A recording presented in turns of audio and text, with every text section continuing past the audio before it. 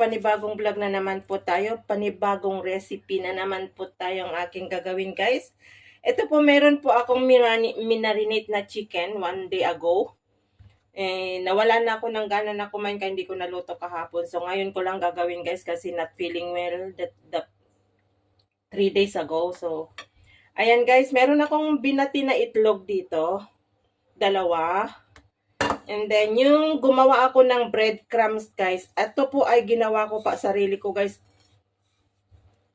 Yung hindi ko nakain na tinapay ko na naka-frozen ay linagay ko sa sa microwave. Hindi sa oven nga pala, pina-crispy ko. Tapos, greenine ko, guys. Hindi ko na lang pinakita yung ginawa ko kasi maingay. Greenine ko. So, ito yung kinalabasan niya, guys. Andito pa yung iba. Di mo na kailangan bumili ng breadcrumbs, kayang-kaya naman gawin. So, gawin natin. So, ito po yung minarinate ko na chicken breast. So, ngayon ang gagawin natin ay i-dip natin dito sa binati ko na itlog. Minarinate ko ng black pepper, honey, at saka konting yan, guys. Konting light sauce or yung linagay ko. So, ganyan, guys. Natin sa itlog. Tapos, i-dip natin sa breadcrumbs. Yan. Tapos, i-dip na naman ulit natin sa eggs para makutingan lahat. Ganyan ako magluto, guys. So, tapos, hindi mo na kailangan kumain ng kanin ito kasi bread na yung yung pinangkuting mo dito, breadcrumbs na, guys. So, kung mayroon kang vegetable salad,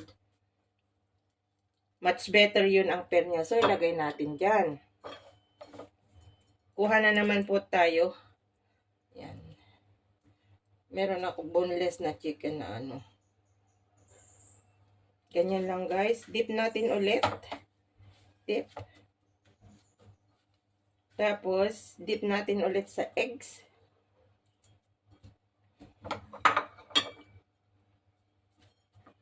Hindi ko alam kung tama, kung nakikita nyo, guys. Ayan. Ayan. Tapos, mamaya, pag naano natin lahat, ay i-deep fry na natin, guys. Kasi nagugutom na ako. Ngayon lang ako na na may lasang kumain. Yan. Maglagay po tayo ulit.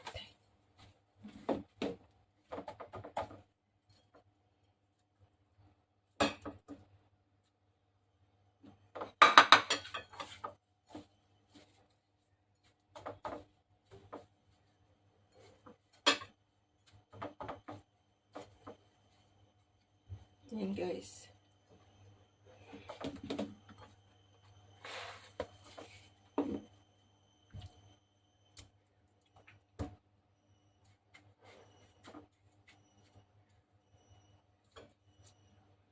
Kulang yung itlog ko.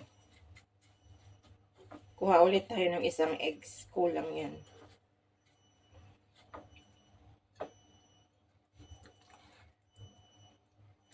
Ayan yung chicken boneless na tira ko na ng pansit nung nagsalo-salo kami sa baba nung Sunday.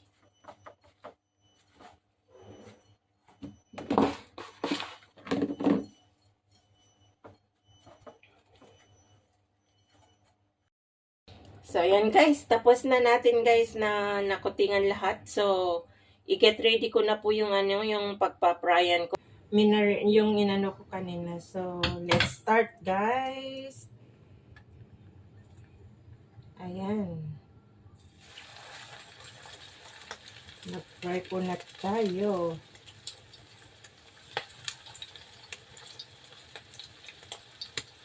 Ito yung boneless na dalawa, guys.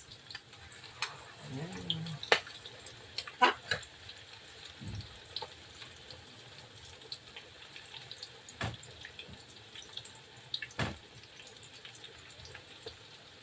Ayan. Waiting natin na mag-golden brown. Huwag natin biglain yung apoy kasi baka hindi maluto.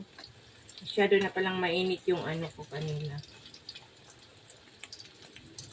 Ayan, guys. Yummy! At gagawa po ako ng salad na ampalaya. Yun ang partner ko. Kasi wala po kong green veggie na lettuce or ano man na pang partner ko. So, gagawa na lang ako ng ampalaya na salad. So, yan. Baliktad na natin golden brown.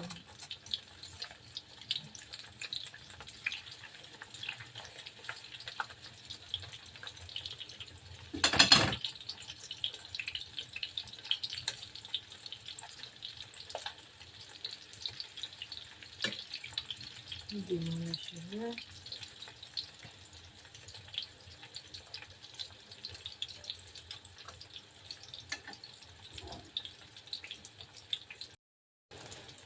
Yan, ibaliktad natin. Nag-golden brown na yung ano. Check lang natin para hindi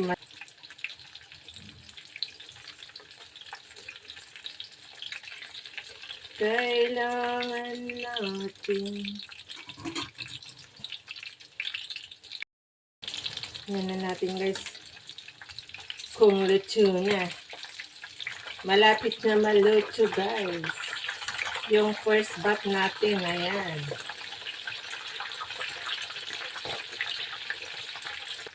Ayan, okay na yan guys. Naputol yung isa yung chicken breast.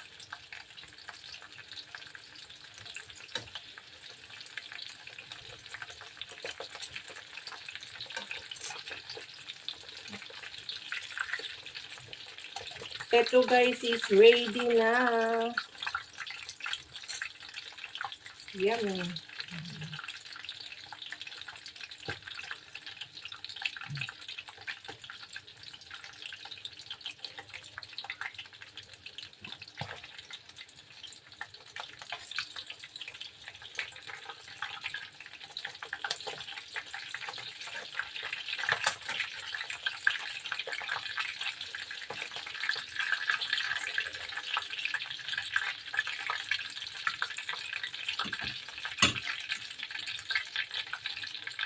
Pa.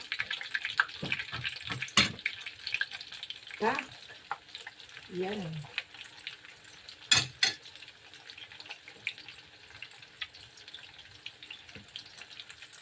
Yan, ready na yung isa na naman.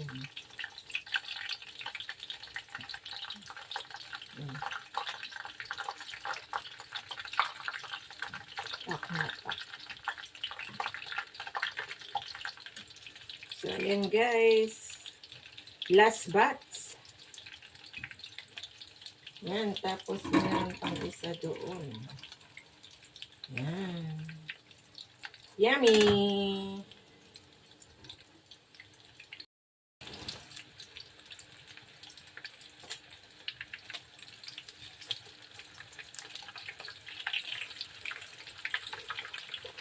Almost done guys ang aking crispy chicken with breadcrumbs. Sariling gawa na breadcrumbs guys. Madali lang naman gumawa ng breadcrumbs. Kung meron kayong bread dyan, lagay nyo lang sa oven hanggang mag-crispy siya. Then i-grind nyo na. Yan, nadurog-durugin nyo na. And then yan. Ganun lang kadali.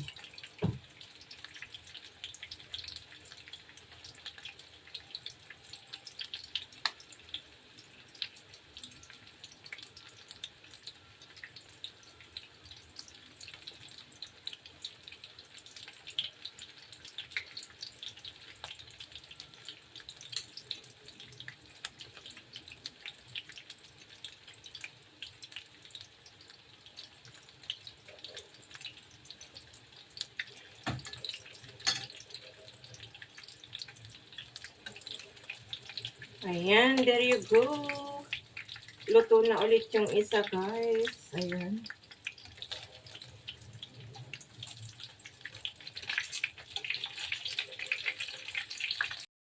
So, there you go, guys. Ito na po yung kinalabasan ng aking fried chicken with breadcrumbs, guys. Modra. So, ayan, guys. Igigisa natin ang bawang. Meron na akong, ang lulutuin ko naman ngayon guys ay yung Chinese style na pansit sutanghon. Yung gaya yung linuluto ko sa amo ko pag yung may bisita. So, sibuyas. Simple. Walang ano to guys. Walang karne ito. Tignan nyo na lang mamaya guys kung anong mga ihahalo ko. Gisa-gisa muna tayo ng bawang at sibuyas. Ayan, nagturning brown na yung mga ano natin. So, iput aside natin dyan para hindi masunog. So, ngayon ilalagay ko naman ang carrots.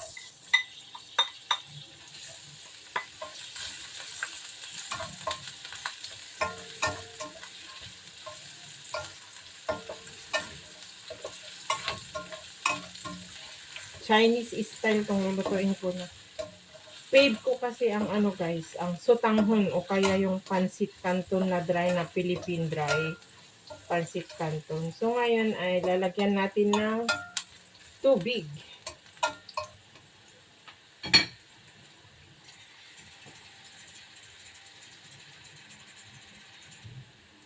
Lagyan din natin ng tubig para pakuluan natin para sa sotanghon.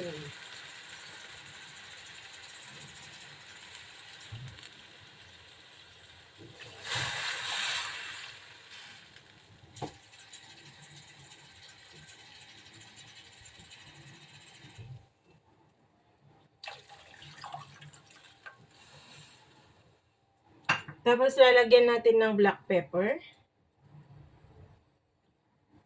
Yan. Little bit of oyster sauce. Konti lang po yung oyster sauce. Yan. At hindi yung ano guys, ang gagamitin ko hindi yung Chinese sauce, kundi yung silver swan normal na ginagamit ko for pag nagluluto ako ng pansit. Eh yan ang gusto ko na taste na. So, yan.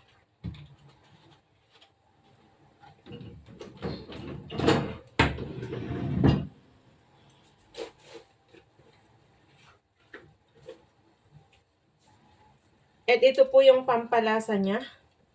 Chicken nor cubes. Pero hindi ko po ilalagay lahat yung one whole. Half lang po ang ilalagay ko kasi ganyan ako pag nagluto ako kayong may ganyan. Half lang po. Tama na yan. So, yan. Keep na natin yung half. Para pag nagluto ulit ako, meron na naman ulit ako gagamitin.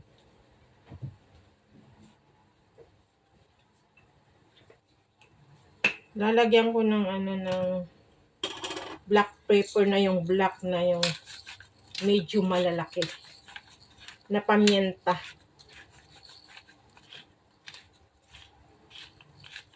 Mahilig ako sa manghang-hang. So ayan guys, kumukulo-kulo na.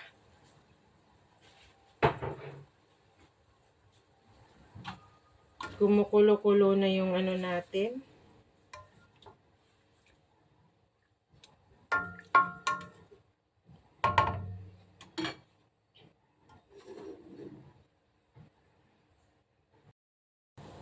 Yan, kumukulo na. Ilagay na natin yung sotanghon. Yan guys. Ito yung favorito ko na pansit.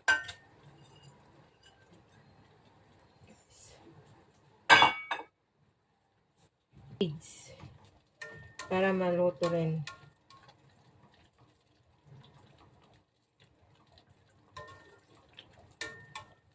Babes. Ayan.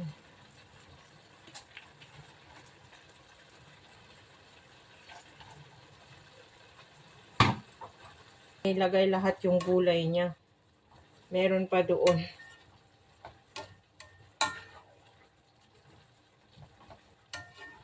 So ngayon guys, ay ilalagay ko na yung pinakakarne niya.